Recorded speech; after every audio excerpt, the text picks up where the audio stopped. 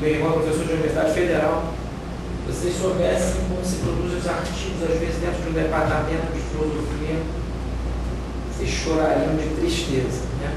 Então, essa é a base metafísica, assim, que eu acredito que seja, assim, elementar, né? Para que a gente comece a caminhar, a caminhada de uma vida inteira.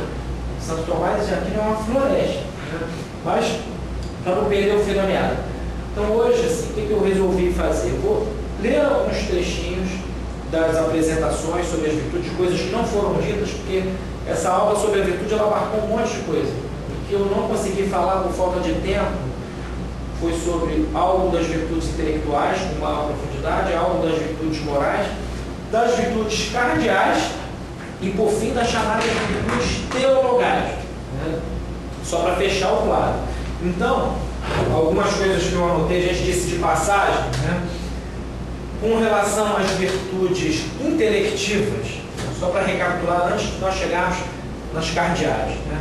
Santo Tomás aponta, né, entre elas, três que particularmente são importantes. No caso da razão especulativa, são a inteligência, a ciência e a sabedoria. A inteligência aqui não é nada mais, nada menos do que aquele hábito dos primeiros princípios de que eu falei ainda agora, né? Qualquer ciência se alimenta dos primeiros princípios, né? O sujeito que quisesse provar que o princípio da não contradição não é válido, até para provar isso ele precisaria fazer uso do princípio da não contradição. Então, esses princípios são a base de todas as ciências, né? Então, essas virtudes intelectuais especulativas, não esqueci de botar ali no quadro, essas são as especulativas, e tem também as práticas, tá? Elas se alimentam primeiramente dessa inteligência dos primeiros princípios. Sem isso, não tem ciência. Segunda virtude intelectual especulativa, a própria ciência, né, que eu defini aqui como o hábito mental da verdade, que por sua vez depende dos primeiros princípios.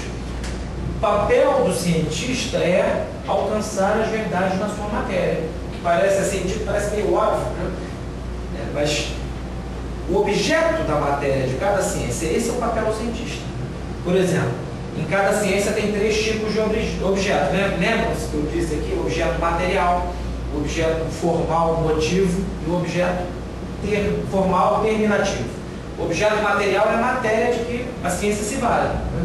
Eu lembro do exemplo aqui que eu dei, de que, por exemplo, a perna de um homem, pode ser objeto material de uma ciência que estuda as veias ou de uma ciência que estuda os ossos, né? Um objeto material de qualquer ciência pode ser compartilhado. Melhor, reformulando, o objeto material pode ser compartilhado por várias ciências, né? Por exemplo, o objeto material formal do homem pode ser analisado tanto pela antropologia como pela teologia. Tudo que tem matéria pode ser abordado de diferentes perspectivas, né?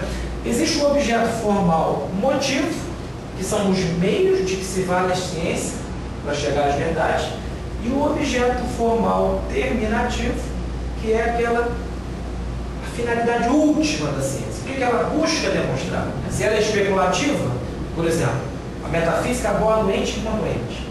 Ela busca esclarecer-nos o que é o ente em si, desprovido de quaisquer modos, né? Que é, por exemplo, a física aborda o ente na perspectiva do movimento.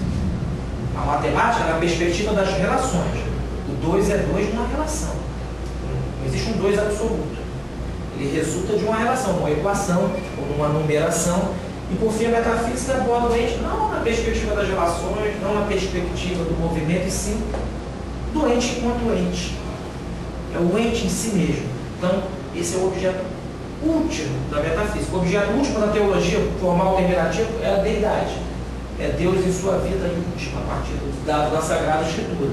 Então, a ciência é esse hábito mental da verdade, segunda virtude intelectual especulativa, segundo Santo Tomás, que nos predispõe não só aos conhecimentos naquela matéria, né, como também predispõe ao a terceira e última das virtudes intelectuais especulativas, que é a sabedoria.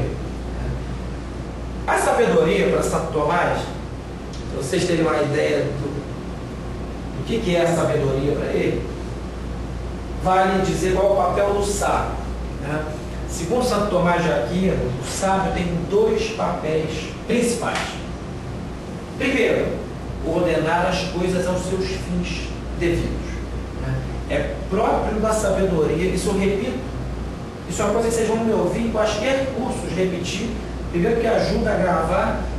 Segundo, porque em Santo Tomás, conforme as coisas caminham, essa mesma frase vai ganhando diferentes sentidos, mas tem um que é fundamental.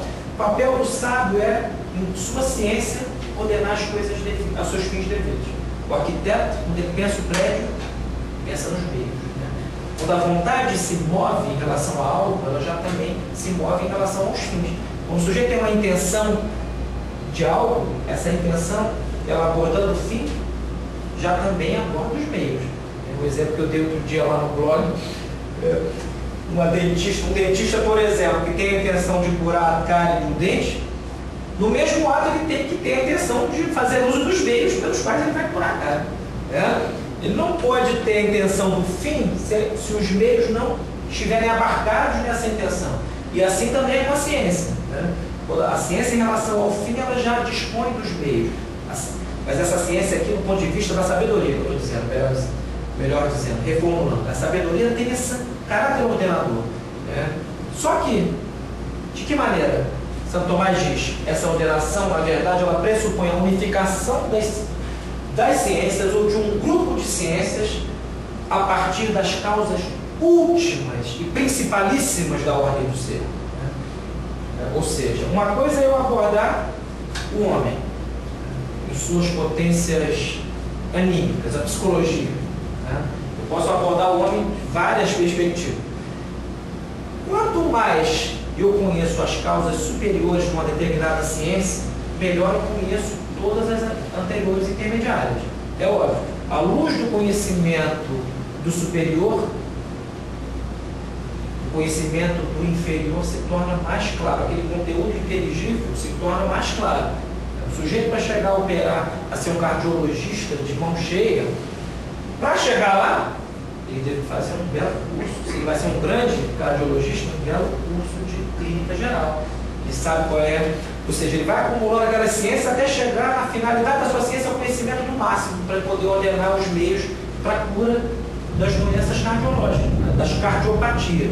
Então a sabedoria é sempre arquitetônica, segundo Santo Tomás no seu âmbito. Ela é uma espécie de arquitetura. Você conhecendo o fim último, você ordena todos os meios aí. Então, só que, à luz das causas últimas da ordem do ser, essa é a sabedoria suma.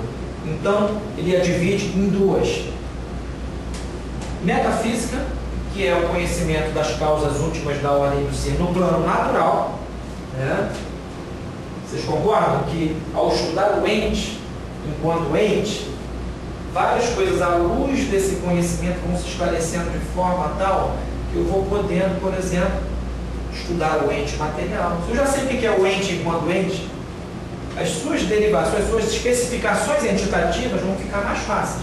Então, esse conhecimento mais universal nos leva a um conhecimento melhor dos particulares. E a metafísica, abordando o ente enquanto ente, nos leva ao conhecimento do ente primeiro. Porque uma das perguntas básicas da metafísica é: de onde vem o movimento? De onde vem o ser? Por que, como dizia o Heidegger, por que há o ente e não o nada? Por que não há o nada? Isso é uma pergunta de cunho metafísico. Por que nós estamos aqui agora? Sempre houve algo. Essa é a conclusão de Santo Tomás. Se tivesse havido na ordem do ser um nada absoluto, nós não estaríamos aqui agora. Porque se houvesse essa ruptura no ser, nada mais aconteceria. Portanto, não estaríamos aqui agora. Então, é necessário haver na ordem do ser algo que sempre foi, que não tem princípio nem fim. Isso é uma questão metafísica. Então, a metafísica nos leva ao conhecimento analógico de Deus, de alguma maneira, que é a causa de todas as causas. Dizem que o grande orador político, retórico, Cícero, romano, quando morreu, foi condenado político, ele disse a seguinte frase, antes de passarem a régua: causa causaram, miséria remei. Causa de todas as causas, tende misericórdia de mim. Mesmo os pagãos, os maiores pagãos, eles já tinham dado a sua formação a certa intuição de que é algo perdurável, eterno.